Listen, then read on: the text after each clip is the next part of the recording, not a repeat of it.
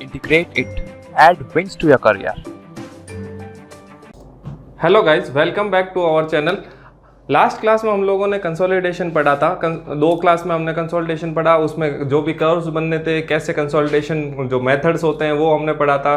Different types of अपने coefficients पढ़े थे, जैसे कोफिशिएंट ऑफ कंप्रेसिबिलिटी पढ़ा था, कोफिशिएंट ऑफ वॉल्यूम कंप्रेसिबिलिटी पढ़ा, कोफिशिएंट ऑफ कंसोलिडेशन पढ़ा, कंप्रेशन इंडेक्स पढ़ा या कोफिशिएंट ऑफ कंप्रेशन। काफ़ी सारे कर्व्स भी पढ़े थे, E versus log sigma dash curve पढ़ा था। इसके अलावा डेप्थ और सेटलमेंट कर्व भी पढ़ा था हमने।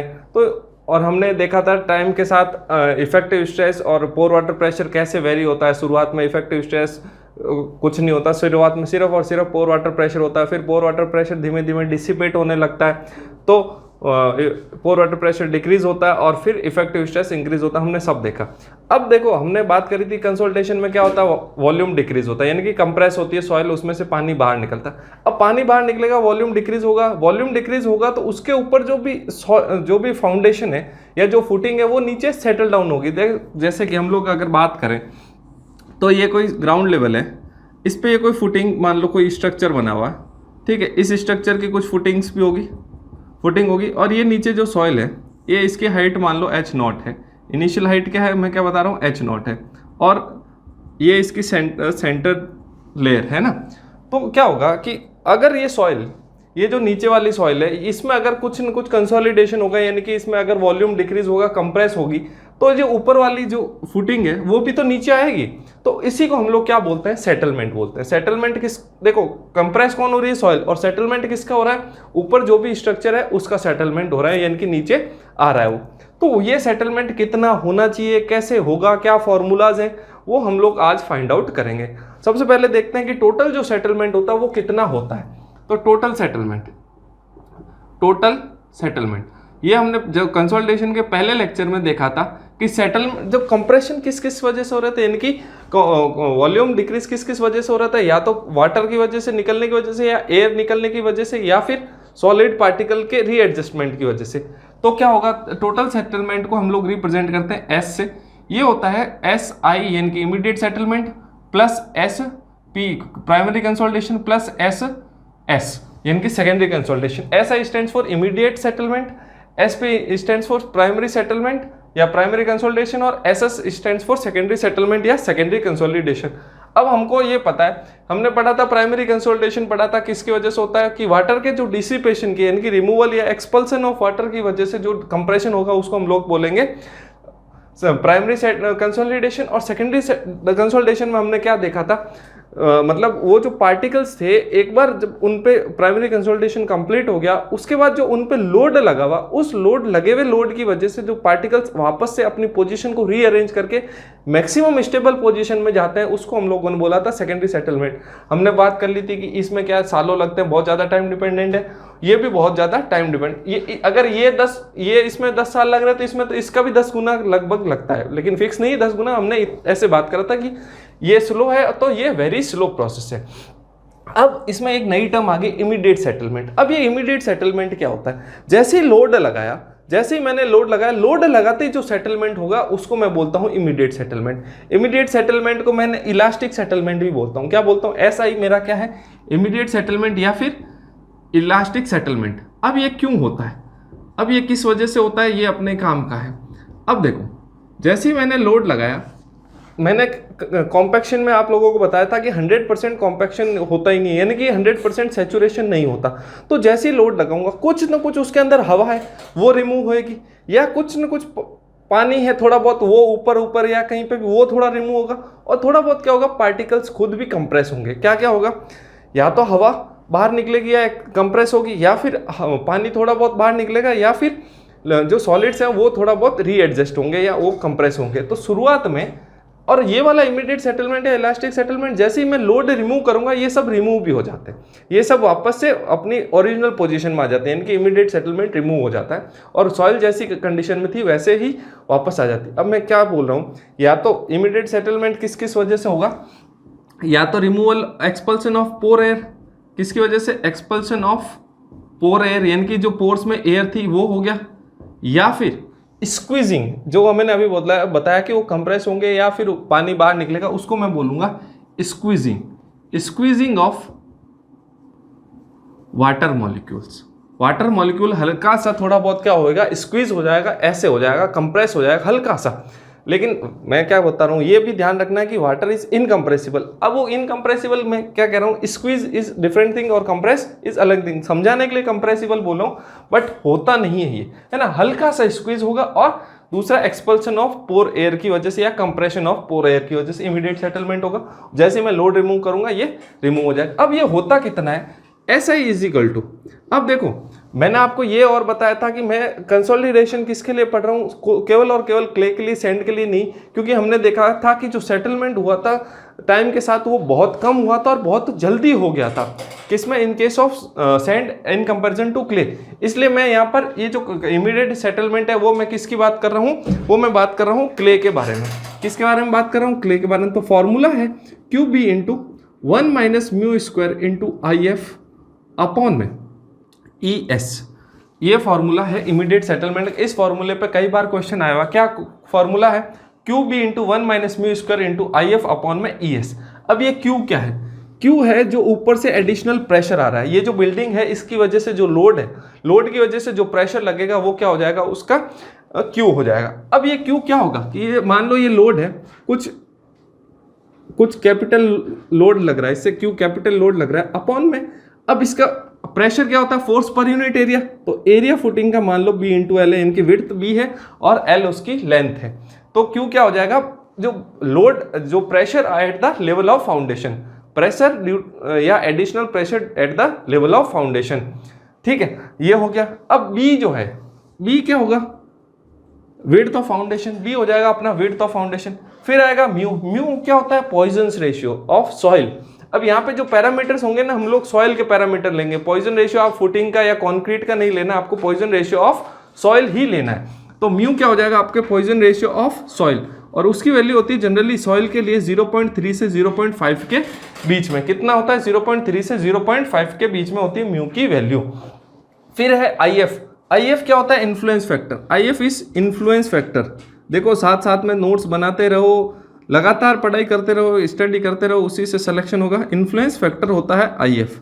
ठीक है, अब आई एफ आपको गिवन होगा, आई एफ गिवन होगा। कभी कभी पूछ लेते हैं ये जो इन्फ्लुएंस फैक्टर है डिपेंड किस पे करता है, ये डिपेंड करता है बी बाय एल के रेशियो पे। किस पे डिपेंड करता है, बी बाय एल के रेशियो पे, यानी कि width to the length of footing के रेशियो पे डिपेंड करता है। ठीक है, अब आया ई एस। ई एस क्या होता है, Young's modulus of elasticity for soil. मैंने इसीलिए एस लिख दिया क्योंकि हम लोग यहाँ बात कर रहे हैं Young's modulus of elasticity for soil. तो यहाँ पर एक भी हमको कॉन्क्रीट का पैरामीटर नहीं लेना है, सारे के सारे पैरामीटर सॉइल के लेने हैं, कंफ्यूज नहीं हो। अब क्या करता है एग्जामिनर, क्या होता है ज्यादा कंफ्यूज करने के लिए वो क्या कर देगा, आपको सॉइल का भी इलास्टिक मॉड्यूलस दे देगा और कॉन्क्रीट का भी दे देगा।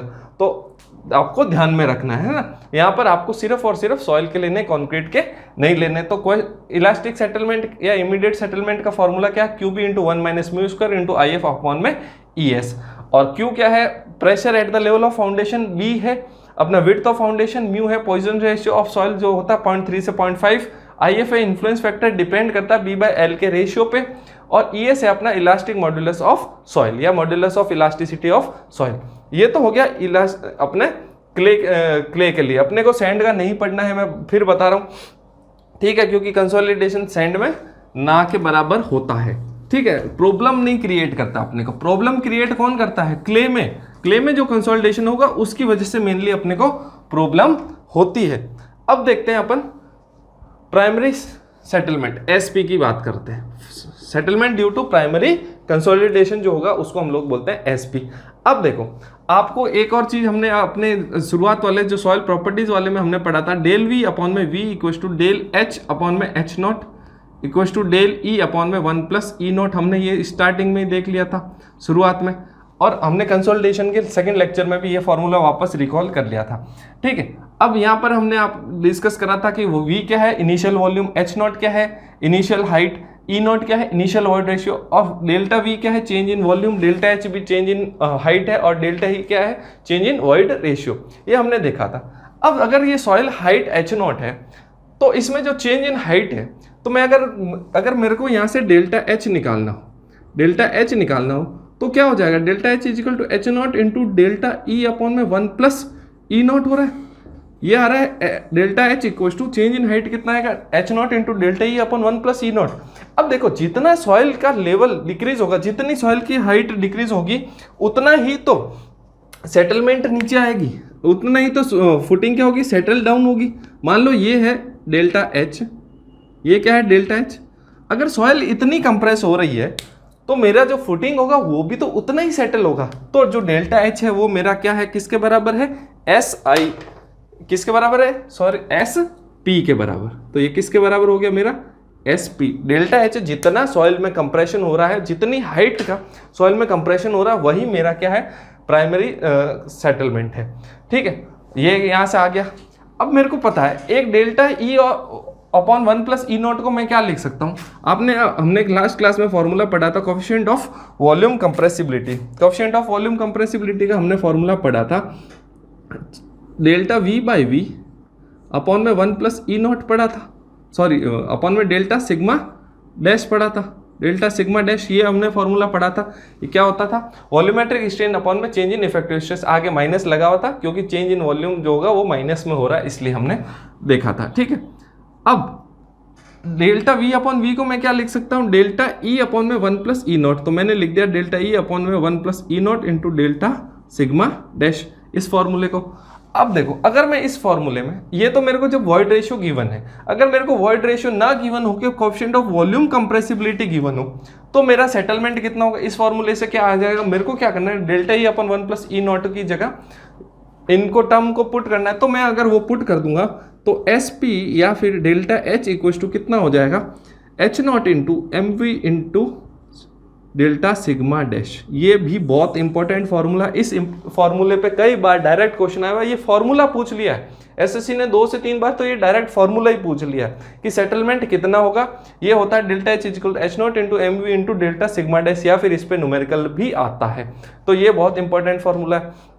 तो 2 चीज तो हो गई आपको, या तो वॉइड रेशियो गिवन हो या coefficient of volume compressibility given हो। वॉल्यूम कंप्रेसिबिलिटी की यूनिट मैंने क्या बताई थी कल लास्ट क्लास में, मीटर स्क्वायर पर किलो न्यूटन। अच्छा, इससे यूनिट से याद आया, मैंने आपको एक होमवर्क दिया था, कोएफिशिएंट ऑफ कंसोलिडेशन, सीवी की यूनिट पूछी थी, सीवी की यूनिट के लिए होमवर्क दिया था। तो वो कितनी होती है सीवी की यूनिट क्या होती है, मीटर स्क्वायर पर सेकेंड या सेकेंड पर मीटर स्क्वायर। ये अभी भी होमवर्क है आप लिए, ठीक है। अब अगर ये जो तीसरा जो चीज है, तीसरा में मेरे को अगर सीसी टर्म गिवन है, अगर सीसी इज गिवन, तो सीसी गिवन होगा तो मेरे को क्या कैसे आएगा, तो हमने सीसी का फॉर्मूला क्या पढ़ा था, सीसी इक्वल टू पढ़ा था डेल्टा ई अपॉन में log to the base 10 sigma 1 dash upon में सिग्मा नॉट डैश, ये पढ़ा था, यही पढ़ा था। तो वापस क्या करना है मेरे को, इसी डेल्टा ई की जगह क्या रखना है, इसको पुट कर दूं मैं, डेल्टा ई की जगह अगर मैं इसको पुट कर दूं तो ये इसमें आ जाएगा, तो मेरा आ जाएगा delta H equal to delta H और S P secondary settlement will be equal to H not into C C upon में 1 plus E not into log to the base 10 sigma 1 dash upon में sigma not dash. तो ऐसे भी आपको पूछ सकता है, ये भी डायरेक्ट फॉर्मूले पे क्वेश्चन आएगा। तो सेटलमेंट के डायरेक्ट फॉर्मूले पे हर बार क्वेश्चन आता है। सेटलमेंट के क्या होता है, डायरेक्ट फॉर्मूले पे हर बार क्वेश्चन आता है, इसलिए आपको प्रिपेयर रहना है, ऑलरेडी पहले से ही आपको प्रिपेयर रहना है, ठीक है। ये तो हो गया। अब हम दो लोग देखते हैं कि ये तो कब है, जब एनसीसी सॉइल है। अगर ओसीएस ओवर कंसोलिडेटेड क्ले हो गया, तब सेटलमेंट का क्या फॉर्मूला हो जाएगा। ये फॉर्मूला तो अपने नॉर्मली कंसोलिडेटेड क्ले, क्योंकि सीसी काम में ले रहे हैं। अगर ओसीसी सॉइल हो गया तो ओसीसी सॉइल के लिए अपना SP equal to delta H equal to, बस क्या करना है, सीसी की जगह मेरे को पुट करना है सीआर, कोएफिशिएंट ऑफ कंप्रेशन की जगह मेरे को पुट करना है कोएफिशिएंट ऑफ रिकम्प्रेशन। तो वो हो जाएगा SP is equal to H not into C R upon में 1 plus E not into log to the base 10 sigma 1 dash upon में सिग्मा नॉट डैश, ठीक है। तो ये किसके लिए हो गया, ओसीसी सॉइल के लिए, ओसीसी सॉइल के लिए। और ये अपना किसके लिए हो गया, एनसीसी सॉइल के लिए, ठीक है। अब आपके दिमाग में आ रहा होगा कि सर मान लो कि सॉइल जो है सिग्मा नॉट डैश से लेके सिग्मा 1 डैश तक, जब तक उसमें इफेक्टिव स्ट्रेस चेंज हो रहा है, तब वो सॉइल क्या है, ओसीसी है। ठीक है। लेकिन जब सिग्मा 1 डैश से सिग्मा 2 डैश जा रहा है तब वो सॉइल क्या है, अपनी एनसीसी। तो अगर मेरे को कंबाइंड इसका सेटलमेंट निकालना है, मेरा एक्चुअली इंक्रीज जो हो रहा है लोड का स्ट्रेस कहाँ से कहाँ जा रहा है, इफेक्टिव स्ट्रेस में सिग्मा नॉट डैश से सिग्मा 2 डैश तक जा रहा है, लेकिन सिग्मा 1 डैश जो आ रहा है वो बीच में, वो कितना है, वहां तक कितनी सॉइल ओसीसी है, यानी कि ओवर कंसोलिडेटेड क्ले है, और उसके बाद वो क्या है, सॉइल क्या, नॉर्मली कंसोलिडेटेड क्ले। तो इस केस में अपना प्राइमरी सेटलमेंट कितना होगा, तो मैं क्या करूंगा, इन दोनों को ऐड कर दूंगा। क्या करूंगा, मैं इन दोनों को सिंपली ऐड कर दूंगा। इन दोनों को सिंपली मैं क्या कर दूंगा, ऐड कर दूंगा। तो SP विल बिकम H, क्या हो जाएगा, H0 इंटू CR अपॉन में 1 plus E0 into log to the base 10 sigma 1 dash upon में sigma not dash plus H0 into CC upon में 1 plus E0 log to the base 10। अब मेरा normally consolidated soil कहाँ से कहाँ तक जा रहा है, सिग्मा 1 डैश से सिग्मा 2 डैश, तो मैं यहाँ लिख दूंगा sigma 2 dash divided by sigma 1 dash. तो ये हो जाएगा मेरा, अगर सॉइल क्या है मेरी बीच में ओवर कंसोलिडेटेड है और फिर जाके नॉर्मली कंसोलिडेटेड कन्वर्ट हो रही, कंप्लीटली नॉर्मली कंसोलिडेटेड नहीं है, ना ही कंप्लीटली ओसीसी है, मिक्स सॉइल है। पहले उस ओवर कंसोलिडेटेड है, फिर उसको मतलब लोड इतना लगाऊंगा कि तब जाके वो ओवर कंसोलिडेटेड से नॉर्मली कंसोलिडेटेड में कन्वर्ट हो रही है। तो मेरे को जो सेटलमेंट है वो फॉर्मूला ये आ जाएगा। तो ये आपको याद रखने हैं सारे के सारे फॉर्मूले, न्यूमेरिकल भी आ जाता है। अब कई लोगों के दिमाग में एक चीज़ आ रही है कि सर आपने हर बार इनिशियल हाइट H0 ली, हर बार आप हाइट क्या ले रहे हो, H0 ले रहे हो, तो भाई H0 इनिशियल हाइट ही लूँगा, ठीक है ना, उसी में चेंज हो रहा है तो वही हाइट लूँगा। अभी तक किसी ने मेरे को लास्ट क्लास में किसी ने कमेंट करके नहीं बताया कि CV का जो है यूनिट क्या होती है, फिर भी अब मैं बता देता हूँ फाइनली, मीटर स्क्वायर पर सेकेंड होती है। क्या होती है, मीटर स्क्वायर पर सेकेंड, ठीक है। अब मैं बात करूँगा अपने किसके, consolidation settlement, sorry secondary settlement की बात करूंगा। किसकी बात करूंगा, सेकेंडरी सेटलमेंट, यानी कि SS। प्राइमरी सेटलमेंट हो गया, अब मैं सेकेंडरी सेटलमेंट की बात करूंगा। सेकेंडरी सेटलमेंट किसकी वजह, कब होगा, जब प्राइमरी सेटलमेंट कंप्लीट हो जाएगा। क्या होगा, कब होगा, जब प्राइमरी सेटलमेंट कंप्लीट हो जाएगा, उसी के बाद सेकेंडरी सेटलमेंट होगा। तो secondary settlement delta H equal to delta H या SS इक्वल टू वही चेंज इन हाइट किसकी वजह से, CS into H100, CS into H100 upon में 1 प्लस E100। अब बोलोगे सर ये बार बार 100 आ रहा है, ये भी अभी बताएंगे, into log to the base 10 T upon में T100, T अपॉन में T100। अब ये जो 100 टर्म काम में लिए ना मैंने, जैसे E100, T100, H100, इनका मतलब होता है, H100 का मतलब है height of the soil after completion of primary consolidation. क्या बोल रहा हूं मैं, H100 क्या है, height of the clay layer after completion of primary consolidation,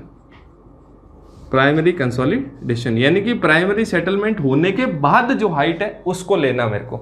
इसी प्रकार E100 क्या हो जाएगा, E100 क्या हो जाएगा, जब प्राइमरी कंसोलिडेशन कंप्लीट हो गया उसके बाद जो वॉइड रेशियो है उसको मैं बोलूंगा E100। और T100 क्या है कि मेरे को प्राइमरी कंसोलिडेशन तक जो टाइम लग रहा है, कितना टाइम लगा प्राइमरी कंसोलिडेशन कंप्लीट होने में, वो टाइम मेरा है T100, वो टाइम मेरा क्या है T100।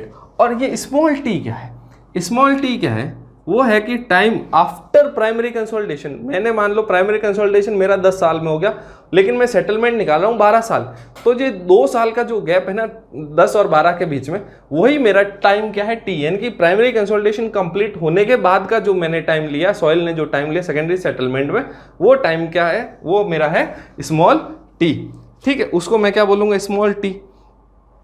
अब CS क्या है, सेकेंडरी सेटलमेंट कंसोलिडेशन या सेकेंडरी कंसोलिडेशन का कोएफिशिएंट हो गया, ठीक है। अगर कभी कभी आपको गिवन नहीं हो, H100 नहीं गिवन है, E100 नहीं गिवन है, T100 नहीं गिवन है, तो आप सिंपली H100 की जगह H0 यानी कि इनिशियल हाइट ले लोगे, E100 की जगह E0 यानी कि इनिशियल वॉइड रेशियो, और T100 की जगह भी T0 यानी कि इनिशियल टाइम ले लोगे। मैं क्या बोल रहा हूँ, जब अगर ये गिवन नहीं है क्वेश्चन में, तो आप इनिशियल वाले पैरामीटर काम में ले लोगे जो आपने यहाँ पर लिए हैं, उसमें कोई आपको दिक्कत नहीं है। तो ये हो गया टोटल पूरा का पूरा सेटलमेंट एनालिसिस आपका, ठीक है। अब ये सेटलमेंट एनालिसिस तो हो गया, लेकिन कुछ परमिसिबल IS कोड क्या बोलता है, कुछ परमिसिबल सेटलमेंट्स हैं सॉइल फुटिंग के, अलग अलग टाइप ऑफ सॉइल के लिए और अलग अलग टाइप ऑफ फुटिंग के लिए कुछ परमिसिबल सेटलमेंट्स है। अब परमिसिबल सेटलमेंट से पहले हमको पता होना चाहिए कि टाइप्स ऑफ सेटलमेंट कैसे कैसे होते हैं, सॉइल में अलग अलग तरह के सेटलमेंट होते हैं, वो क्या होते हैं। ठीक है, ठीक है। अब 3 तरह के सेटलमेंट होता है। ठीक है, 3 तरह के सेटलमेंट होता है। ठीक है, एक जो होता है वो होता है नॉर्मल सेटलमेंट, नॉर्मल सेटलमेंट। दूसरा होता है डिफरेंशियल सेटलमेंट, डिफरेंशियल सेटलमेंट। और जो तीसरा होता है वो होता है एंगुलर सेटलमेंट, एंगुलर सेटलमेंट। पीछे सबके सेटलमेंट है। ठीक है, अब इनमें डिफरेंस क्या है? जैसे कोई बिल्डिंग है, ठीक है, ये कोई बिल्डिंग है आपके, और ये आपका ग्राउंड लेवल है। ठीक है, ये आपका ग्राउंड लेवल है। अब ये जो बिल्डिंग है आपके डिफरेंट डिफरेंट कॉलम्स पे है। मान लो एक कॉलम ये है, एक कॉलम आपका ये है, एक आपका कॉलम ये, मान लो ये 4 कॉलम के ऊपर है बिल्डिंग। अब क्या हो रहा है, अगर ये बिल्डिंग पूरी की पूरी बिल्डिंग अगर ये सेटल डाउन हो रही है और इसके चारों कॉलम क्या हो रहे हैं, इक्वली सेटल हो रहे हैं। मान लो इनिशियल इनका लेवल क्या हो गया, ये भाई सबका लेवल क्या है इनिशियली ये, बाद में इनमें जब सेटलमेंट हुआ तो सारे के सारे जो हैं इस लेवल पे पहुंच गए, चारों कॉलम क्या हुआ, इक्वल सेटलमेंट हुआ, बराबर सेटलमेंट हुआ, तो वो किस में आएगा, नॉर्मल सेटलमेंट।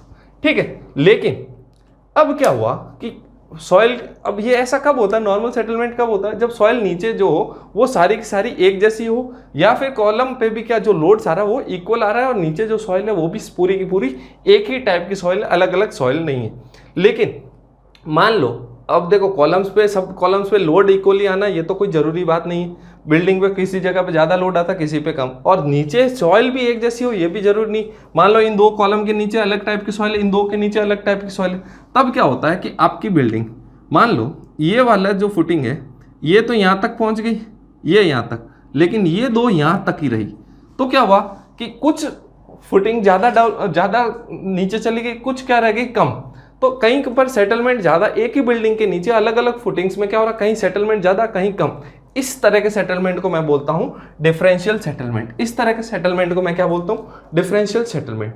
और कभी कभी मेरे को क्या होता है कि बिल्डिंग ऐसे किसी एंगल पे मान लो ऐसे टिल्ट हो गई, किसी एंगल पे कंटिन्यूसली किसी एंगल पे टिल्ट हो गई, तो बिल्डिंग कैसे आ जाएगी मेरी, अब बिल्डिंग कैसे हो गई, ऐसे हो गई, अब ऐसे हो गई, तो ये मेरा क्या होता है, एंगुलर सेटलमेंट। अब इस बिल्डिंग को आसानी से रोटेट होके क्या हो रहा है, मोमेंट लग रहा है, आसानी से रोटेट होके नीचे गिर जाएगी, तो ओवरटर्न हो जाती है। इसको बोलता हूं मैं ओवरटर्निंग। क्या बोलता हूं मैं, ओवरटर्निंग।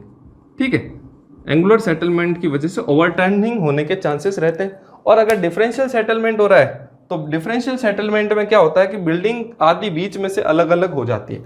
डिफरेंशियल सेटलमेंट, अब ये दोनों जब ज़्यादा हुए थे तो बिल्डिंग क्या होती, बीच में से अलग थलग हो जाती है, आधी बिल्डिंग नीचे चली गई, आधी बिल्डिंग ऊपर रह गई, यानी कि बीम्स वगैरह अपनी जो भी होते हैं उनके सबके कनेक्शंस टूट जाते हैं, या बिल्डिंग कंप्लीटली जो होता है स्ट्रक्चर क्या होता है, डैमेज हो जाता है, उसकी स्ट्रेंथ जो होती है वो लॉस्ट हो जाती है। लेकिन नॉर्मल सेटलमेंट में अपने बिल्डिंग पे कोई फर्क नहीं पड़ा। अगर कोई फर्क कहाँ पड़ा था, पूरी की पूरी बिल्डिंग एक साथ नीचे आई थी, सब चीजें अलग अलग नहीं आई थी।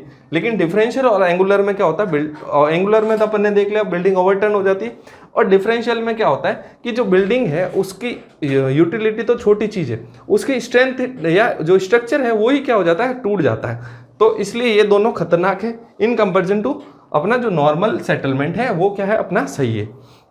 ठीक है, अब हम लोग बात करते हैं कि परमिसिबल कुछ सेटलमेंट्स है, तो मैं बात करता हूँ टोटल परमिसिबल सेटलमेंट। किसकी बात कर रहा हूँ, टोटल परमिसिबल सेटलमेंट। अब ये किसकी वजह से, कौन देता है, ये IS कोड ने दिया है, total permissible settlement.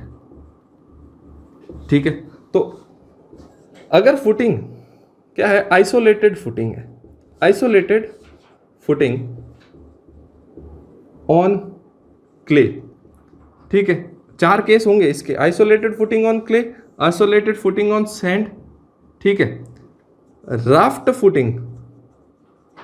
Footing on clay और राफ्ट फुटिंग ऑन सैंड। अब ये क्ले और सैंड तो हमको पता है, लेकिन आइसोलेटेड फुटिंग और राफ्ट फुटिंग क्या। अब जैसे मैंने आपको ये जो डायग्राम में बताया था, आपको जो फुटिंग्स बताई थी, ये सारे कॉलम क्या अलग अलग है, तो अगर कॉलम्स सारे अलग अलग है या जो भी फुटिंग से वो सब अलग अलग है तो उसको बोलते हैं आइसोलेटेड। और अगर इस पूरी बिल्डिंग के नीचे एक ही फुटिंग होती ऐसी, तो उसको मैं बोलता हूँ राफ्ट फुटिंग या मैट फुटिंग, यानी कि नीचे एक दरी टाइप बिछा दी, पूरा स्ट्रक्चर का लोड अब क्या आ रहा है, ये ऐसे आ रहा है, अब ये लोड जो आ रहा है ऐसे, यानी कि पूरा का पूरा एक ही है। पिछली बार क्या था, बीच में ऐसे कट था, बीच में जुड़ी हुई नहीं थी, अब इस बार क्या है, ये बीच में जुड़ी हुई है, कंप्लीट एक ही है, पूरा ऐसे दरी टाइप, तो उसको मैं बोलता हूँ राफ्ट फाउंडेशन। ठीक है, ये वैसे हम लोग आगे जब डिटेल में पढ़ लेंगे, टाइप्स ऑफ फुटिंग वगैरह पढ़ेंगे तब। ठीक है, तो आइसोलेटेड फुटिंग ऑन क्ले का जो परमिसिबल सेटलमेंट होता है वो 65 mm होता है। 65 mm, सैंड होगा तो 40 mm होगा, सैंड होगा तो 40 mm, अगर क्ले है तो 65 mm आइसोलेटेड फुटिंग का। और अगर राफ्ट फुटिंग है ऑन क्ले तो वो होता है 65 to 100 mm, और सैंड है तो 40 to 65 mm। अब देखो एक चीज आप देखो, यहां से देखने पे क्या लग रहा है कि क्ले में जो फुटिंग है उसका सेटलमेंट ज्यादा परमिसिबल, जो लिमिट्स है क्ले में वो ज्यादा इन कंपैरिजन टू सैंड। तो मैंने आपको स्टार्टिंग में बोला था कि सैंड में क्या होता है, कंसोलिडेशन स्टार्टिंग में हो जाता है, इसलिए हम लोग सैंड नहीं पढ़ते। दिक्कत किसकी वजह से हो रही है, क्ले की वजह से ज़्यादा हो रही है, इतना ज़्यादा सेटलमेंट हो रहा है इन कंपैरिजन टू सैंड, इसलिए हम लोग प्रॉब्लमेटिक सॉइल हमारे लिए कौन सी, क्ले है, सैंड नहीं है, इसलिए हम लोग क्ले को पढ़ते हैं। कंसोलिडेशन सिर्फ और सिर्फ क्ले में पढ़ते हैं। फिर आता है परमिसिबल सेट, ये तो था टोटल परमिसिबल। अब डिफरेंशियल परमिसिबल सेटलमेंट, किसके लिए, differential permissible settlement, differential permissible settlement. अगर वही राफ्ट फुटिंग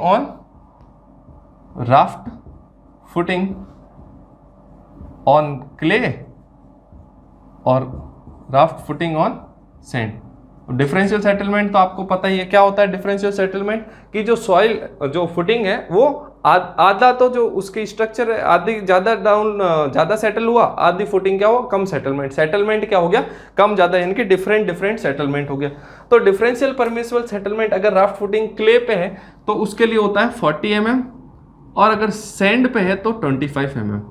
तो अगर सैंड पे है तो 25 mm। इसके बाद आता है थर्ड, ये 2 हो गया। अब थर्ड आता है एंगुलर सेटलमेंट। थर्ड क्या आता है, एंगुलर सेटलमेंट, कि एंगुलर सेटलमेंट कितना हो सकता है। ठीक है, अब एंगुलर सेटलमेंट जो है इन्होंने रेडियंस में दे रखा है, कितना दे रखा है, रेडियंस में। एक दे रखा है 1 in 500 और दूसरा दे रखा है 1 in 1000, 1 in 500 और 1 in 1000, ये रेडियंस में है ना, आप लोग याद रखिए ये रेडियंस में, डिग्री में नहीं है, ये रेडियंस में। ठीक है, 1 in 500 और 1 in 1000। अब 1 in 500 कब है, जब क्या होगा कि कुछ छोटी मोटी टूट फूट हम लोग अलाउ करते हैं। क्या बोल रहा हूँ मैं, अगर कोई स्ट्रक्चर है उसमें इतना हो रहा है तो छोटी मोटी जो टूट फूट है वो क्या मैं कह रहा हूँ, छोटे मोटे डैमेजेस को मैं अलाउ कर रहा हूँ। और अगर मैं एक भी डैमेज को अलाउ नहीं कर रहा, नो डैमेज, तो मेरा क्या आएगा, 1 in 1000। अगर छोटे मोटे डैमेजेस को अलाउ कर रहा हूँ तो मेरा क्या आएगा, तो आएगा 1 in 500, और अगर नो डैमेजेस तो 1 in 1000 लिख लो, no damage allowed, no damage allowed. और इन जनरल, इसको बोल दो इन जनरल, यानी कि छोटे मोटे हो सकते हैं इन जनरल। तो ये हो गया आपको एंगुलर डिस्टॉर्शन हो गया, ये टोटल परमिसिबल और ये डिफरेंशियल, इनमें से क्वेश्चन आता है, कई बार आया हुआ, कम से कम 4-5 बार यहाँ से क्वेश्चन आया हुआ है। ठीक है, तो कंसोलिडेशन में काफ़ी क्वेश्चन बनते हैं। इसके बाद हम लोग इस कंसोलिडेशन वाले चैप्टर का लास्ट टॉपिक पढ़ते हैं, वो है अपना कॉन्टैक्ट प्रेशर। फुटिंग जो है वो कॉन्टैक्ट प्रेशर कैसे डिस्ट्रीब्यूट होगा उसके लिए है। ठीक है, contact pressure distribution of foundation.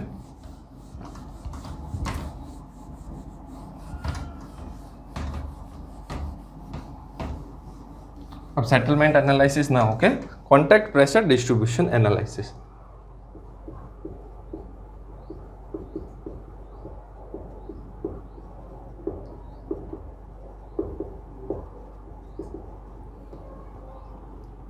ठीक है, ऑफ फुटिंग, अगर कोई फुटिंग है तो उसमें कॉन्टैक्ट प्रेशर डिस्ट्रीब्यूशन कैसे होगा। तो जनरली अपने को स्टडी करना है कि अपने को पता है कि फुटिंग कितने तरह की होती है, 2 तरह की। एक होता है फ्लेक्सिबल एक होता है फ्लेक्सिबल, एक होता है रिजिड फुटिंग। फ्लेक्सिबल फुटिंग और रिजिड फुटिंग। अब ये जो है ये नीचे कैसे सॉइल हो सकती है, दो तरह की, एक होता है अपना सैंड और एक होता है अपने क्ले। एक होती है सैंड, एक होती है क्ले। तो ये रिजिड में भी होगा ऐसा सेम टू सेम केस। इनके आगे लिख दो, ये फुटिंग है ना, फ्लेक्सिबल फुटिंग और रिजिड फुटिंग। और नीचे क्या है, सॉइल कैसी है, या तो एक बार सैंड होगी या क्ले होगी। अब आपको एक चीज तो पता है कि क्ले और सैंड में बेसिक डिफरेंस किसका है, कोहेशन का। क्ले के जो पार्टिकल होते हैं उनके अंदर कोहेशन होता है, यानी कि आपस में बॉन्डिंग होती है, एक दूसरे को अट्रैक्ट करते हैं। लेकिन सैंड में ऐसा कुछ नहीं होता, sand is a cohesion less soil. तो इनमें जो सेटलमेंट होगा, तो अब फ्लेक्सिबल फुटिंग की देख लेते हैं। फ्लेक्सिबल फुटिंग की क्या प्रॉपर्टी होती है कि इसका जो सेटलमेंट होता है ना, वो क्या होता है, नॉन यूनिफॉर्म होता है। इसमें जो सेटलमेंट होता है फुटिंग का खुद का जो सेटलमेंट होता है वो नॉन यूनिफॉर्म होता है। लेकिन रिजिड फुटिंग, अब रिजिड है, पूरा स्ट्रक्चर एक है, तो जितना सेटल होगा वो क्या होगा, यूनिफॉर्म होगा। नॉन फ्लेक्सिबल फुटिंग क्या होती है कि एकदम ऐसे हार्ड स्ट्रेटा नहीं होगा, थोड़ा बहुत ऐसा मतलब ठीक ठाक वाली स्थिति है। लेकिन ये क्या है कि ये अपनी पोजीशन पे क्या रिजिड है कि इसको हिलना डुलना नहीं है। तो अगर ये हिलेगा डुलेगा तब भी पूरा एक साथ नीचे सेटल होएगा। लेकिन इसमें क्या होगा कि टेढ़ा मेढ़ा सेटलमेंट होगा। ठीक है, तो इनके बीच में कॉन्टैक्ट प्रेशर डिस्ट्रीब्यूशन कैसे होगा, तो ये कोई फुटिंग है, ये फुटिंग है, ये अपना ग्राउंड लेवल है। ठीक है, ये क्या है, ग्राउंड लेवल। अब ये क्या हुआ, फुटिंग सेटल डाउन हुई, फुटिंग क्या हुई, सेटल डाउन हुई। तो फुटिंग क्या होगी, ऐसे सेटल डाउन हो जाएगी। थोड़ा क्या हुआ, नॉन यूनिफॉर्म सेटलमेंट हुआ। या हम लोग इसको ऐसे ना दिखा के ऐसे भी दिखा सकते हैं, ऐसे कहीं कहीं से ज़्यादा होगी, यानी कि सेंटर से जनरली जब भी फ्लेक्सिबल फुटिंग होती है तो सेंटर से फुटिंग खुद क्या होती है, ज़्यादा सेटल होती। तो सॉइल पे नीचे कैसा असर पड़ेगा, सॉइल कैसी हो जाएगी, सॉइल में सेटलमेंट कैसा होगा, ऐसा। भाई फुटिंग जैसा सेटल होगी वैसे वैसे ही सॉइल सेटल होगी। अब सैंड में कोई कोहेशन तो होता नहीं, उसमें तो जहाँ से हो गया जो हो गया, सैंड को तो हम कैसे भी दूर कर सकते हैं। तो फ्लेक्सिबल फुटिंग अगर सैंड पे है तो उसका कॉन्टैक्ट प्रेशर डिस्ट्रीब्यूशन क्या होगा, ऐसा होगा। ठीक है, ऐसा होगा। ठीक है, लगभग यूनिफॉर्म, यानी कि जो सेटलमेंट इन सॉइल है या जो डिस्ट्रीब्यूशन इन सॉइल है वो क्या होगा, यूनिफॉर्म होगा। लेकिन जो अपना फुटिंग जो है वो क्या हो रही है, नॉन यूनिफॉर्म सेटल हो रही है। फुटिंग खुद तो नॉन यूनिफॉर्म सेटल हो रही है, लेकिन जो सॉइल में जो डिस्ट्रीब्यूशन हो रहा है वो क्या हो रहा है, यूनिफॉर्म। सॉइल में डिस्ट्रीब्यूशन यूनिफॉर्म हो रहा है, लेकिन इसको लिख लो, footing settles in non uniform fashion, in non uniform. ठीक है, दोनों के लिए एक ही चीज है, चाहे क्ले पे हो चाहे सैंड पे हो। लेकिन सैंड, इनमें क्या होगा, जो सॉइल है, soil distribution of pressure in soil is uniform, distribution of pressure in soil is uniform, बस। ठीक है, फुटिंग नॉन यूनिफॉर्म और distribution of soil in pressure, pressure of pressure in soil is uniform. ठीक है, अब ये clay के case में वही फुटिंग वापस बनाते हैं, ये फुटिंग है। ठीक है, इसी को ग्राउंड लेवल मान लेते हैं। ठीक है, होता था एक्चुअली ऊपर वाले लेवल पे। ठीक है, तो चाहे तो ऊपर वाले बना लेते हैं, इधर भी ऐसे ही कर लो इसको। ठीक है, ठीक है, तो ये फुटिंग है। अब इसमें सेटलमेंट हुआ, कैसे हुआ, इसमें भी क्या होगा, नॉन यूनिफॉर्म सेटलमेंट होगा। क्या होगा, नॉन यूनिफॉर्म सेटलमेंट। तो नॉन यूनिफॉर्म मान लो कुछ ऐसा हो। तो अब देखो क्ले में क्या होता है, नेचर कैसा होता है, कोहेसिव होता है। तो क्ले क्या होगा, ये जैसे बीच में से सॉइल दूर हो गई, अब क्ले क्या होगी, क्ले बीच में से दूर होगी नहीं। अब मैक्सिमम प्रेशर तो चाहे सेंटर से आ रहा है, लेकिन इसमें क्या हो जाता है, ये ऐसा कॉन्वेक्स शेप आ जाता है। ठीक है, इसमें कॉनकेव शेप आ जाता है, इसमें आ जाता है कॉन्वेक्स शेप। ठीक है, और फुटिंग की तरफ क्या है, इसका शेप क्या है, कॉनकेव शेप है। तो वो आपको ध्यान रखना है, इसमें कॉन्वेक्स हो गया और इसमें कॉनकेव आ गया। क्यों, क्योंकि क्ले में थोड़ा हल्का कोहेशन होता है, इसलिए वो बीच में से नहीं होगा। तो इसमें मैक्सिमम प्रेशर तो मैक्सिमम प्रेशर कहाँ आ रहा है कि साइड्स में आ रहा है, फुटिंग के सेंटर में ना आके साइड में आ रहा है, और इसमें कहाँ आ रहा है, सेंटर पे आ रहा है। ये आपको ध्यान रखना है, इसमें सेंटर में आ रहा है, इसमें क्या आ रहा है, साइड्स में आ रहा है, ठीक है। अब अगर ये रिजिड फुटिंग होगी, अब रिजिड फुटिंग होगी तो इसमें फुटिंग का सेटलमेंट कैसा होगा, वो क्या होगा, यूनिफॉर्म होगा, ठीक है। फुटिंग का सेटलमेंट क्या होगा, यूनिफॉर्म होगा, यानी कि एग्जैक्टली ऐसे एकदम एग्जैक्टली आया। इसमें इनमें देखो थोड़ा बहुत टेढ़ा मेढ़ा था, इसमें एकदम एग्जैक्टली। अब इसमें क्या होगा, इसमें जो प्रेशर डिस्ट्रीब्यूशन होगा वो क्या होगा, वो क्या होगा, नॉन यूनिफॉर्म। इसमें क्या था, यूनिफॉर्म था प्रेशर डिस्ट्रीब्यूशन, इसमें उल्टा है। अगर इसमें फुटिंग सेटल नॉन यूनिफॉर्म हो रही है, इसमें फुटिंग क्या होगी, यूनिफॉर्म सेटलमेंट। इसमें प्रेशर डिस्ट्रीब्यूशन इसमें यूनिफॉर्म होता है, तो इसमें प्रेशर डिस्ट्रीब्यूशन क्या होगा, नॉन यूनिफॉर्म, एग्जैक्टली उल्टा। तो क्या होगा, इसमें देखो प्रेशर डिस्ट्रीब्यूशन लगभग ऐसा होगा। अगर इन केस ऑफ सैंड की बात कर रहा हूं मैं, तो ये देखो ऐसे, यानी कि सेंटर में मैक्सिमम और एजेस पे क्या होगा, मिनिमम। सेंटर पे मैक्सिमम और एजेस पे क्या होगा, मिनिमम। अगर क्ले में होगा, क्ले में वापस वही उसके प्रॉपर्टी क्या होती है, कोहेशन, उसकी वजह से ये क्या बोलेगा, बोले मैं तो दूर जाऊंगा नहीं, तो क्या होगा कि किनारों पे ज्यादा आ जाएगा। तो ये फुटिंग ऐसे यूनिफॉर्म सेटल हुआ, ठीक है। अब इसमें क्या होगा, किनारों पे मैक्सिमम आएगा, सेंटर में मिनिमम आएगा। बस ये आपको ध्यान में रखना है। या तो कभी कभी क्या होता है, डायरेक्ट एग्जाम में क्या होता है, ऐसे डायग्राम दे के पूछ लेता है, या फिर आपको ऐसे थ्योरी के हिसाब से पूछ लेता है, लैंग्वेज में पूछ लेता है। तो ये आपको ध्यान में रखना है, ठीक है। तो ये हो गया अपना contact pressure distribution of footing. अब इसके साथ ही अपना कंसोलिडेशन भी खत्म हुआ। नेक्स्ट लेक्चर में हम लोग क्या करेंगे, कंसोलिडेशन और कॉम्पैक्शन पे 7 क्वेश्चन साथ में कंबाइंड क्वेश्चन करेंगे। 40 क्वेश्चन लेके आऊँगा मैं, और एकदम बढ़िया IAS के और SSC के कंबाइंड क्वेश्चन से। और तब तक आप लोग प्लीज़ पढ़ते रहिए रेगुलर, कम से कम आप भले डेली का 1 घंटा पढ़ रहे हैं तो उसको रेगुलर बनाओ।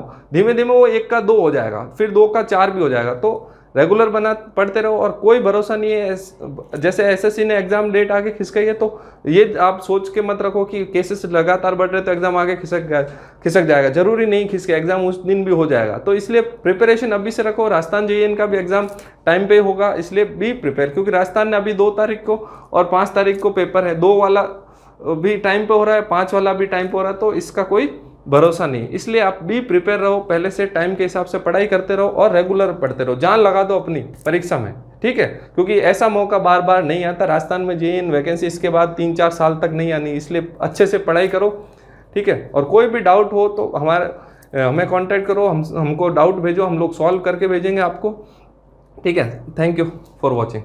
Thank you for watching the video. Please like, share and subscribe the channel Integrated.